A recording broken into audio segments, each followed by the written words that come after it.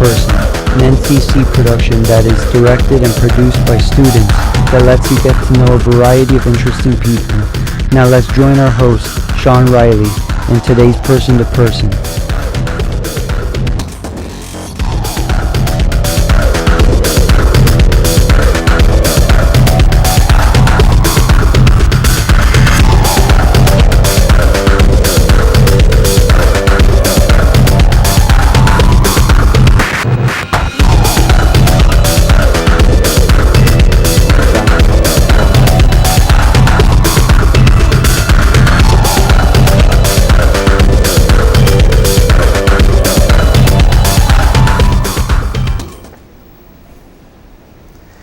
Thank you for joining us for today's program of Person to Person. The guests you will meet on this show are a variety of people chosen by our students to talk a little bit about themselves and their experiences and their knowledge. Our guest today is Carol Kent, a world traveler who has a deep love for the golden age of film. We would like you to meet today's guest, Carol Kent. Did I say that right? Yes, you did. All right, just making sure, because there's different pronunciations of names throughout the world, and So, thank you, Carol, for being with us today. It's my pleasure. We all appreciate it here at the studio. Thank you. So, let's see here. Can you go into, just growing up in England, what the 70s was like for you? So my mum and dad, having lived through World War II, there was an ingrained habit of resourcefulness and no waste and trying to appreciate every little thing that came your way.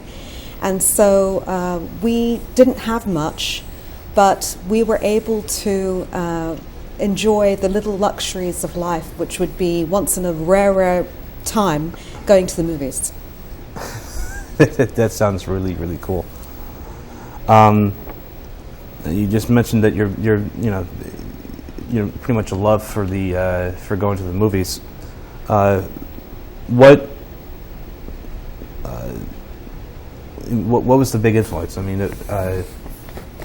Mum and Dad had lived in the States before I was born and had 3 children, and they were living in United States in the mid-50s to the late 50s, and that was right after the golden era had ended and the contracts for the studios and all of that.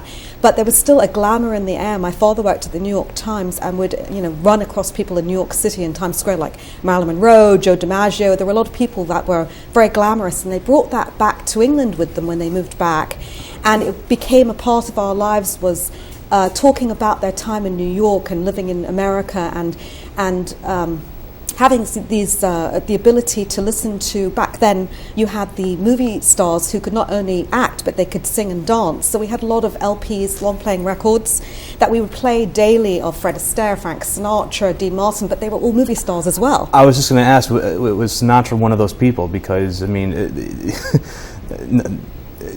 being that it's Sinatra. He was so huge in our lives, and we grew up because there wasn't really much on television and there really wasn't much on the radio in terms of music, that we would play our own music because there was really nothing on television. So when we got to see a movie and sort of escape into that and then come home and maybe look through books on Hollywood that we had that were the glossy photographs of Marlene Dietrich, Clark Gable, that was actually our escapism because there was nothing ever on television in England. Wow.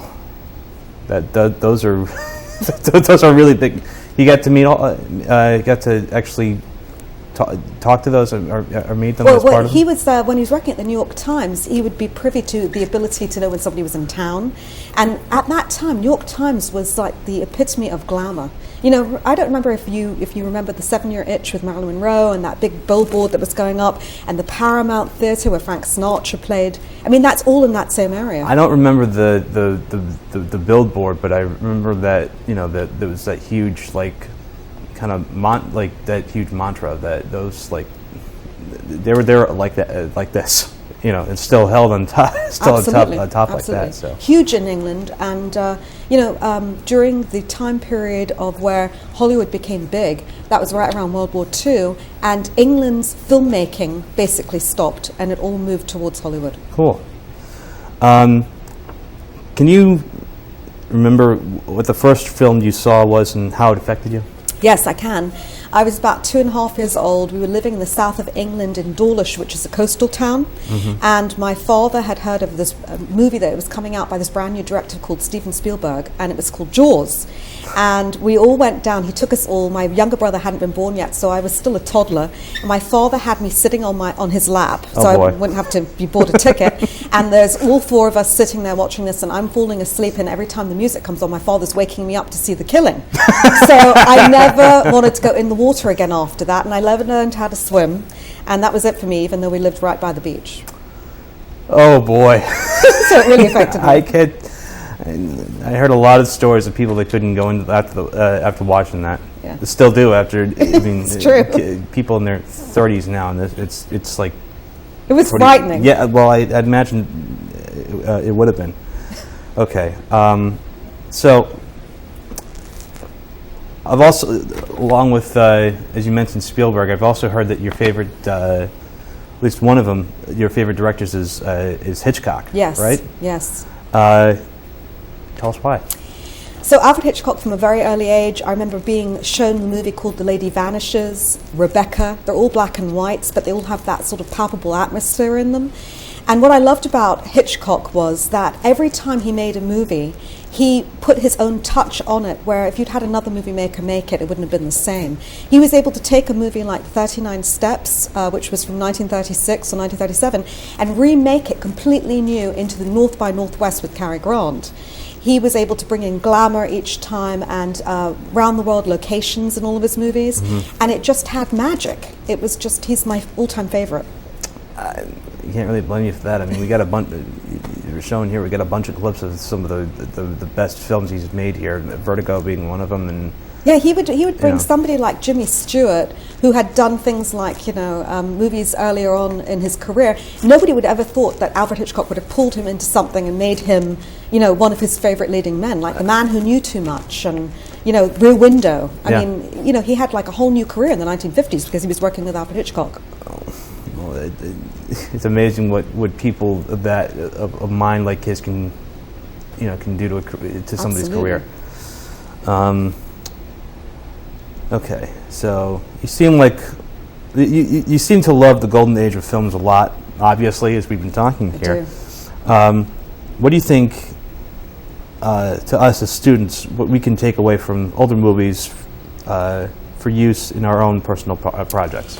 So I think that having someone like Quentin Tarantino, who's just more of a recent director. He's one of my favorites. He's amazing. But you think to Pulp yourself, Fiction. so he comes out, he decides that he's going to stop making movies, and you'd think at that point everyone would be like, there's nothing more to make. Everybody's said everything. Everybody's done everything.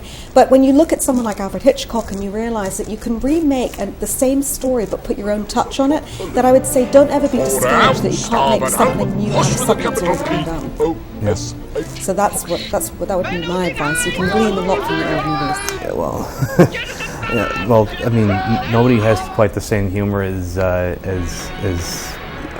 Quentin at all. That's true. And I'm not sure that Hitchcock would have the same kind of humor. But again, he's one of his favorites too.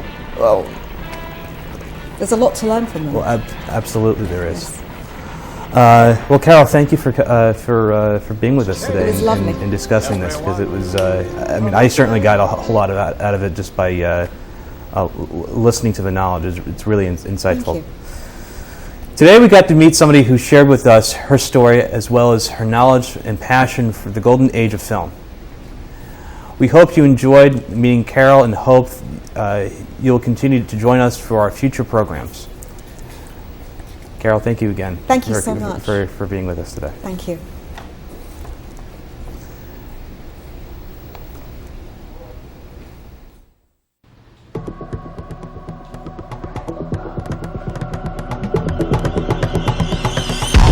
This has been Person to Person with your host, Sean Riley, directed by Andrew Wallen. I'm your announcer, Sean Martinez. Person to Person is a Norwalk Community College student production.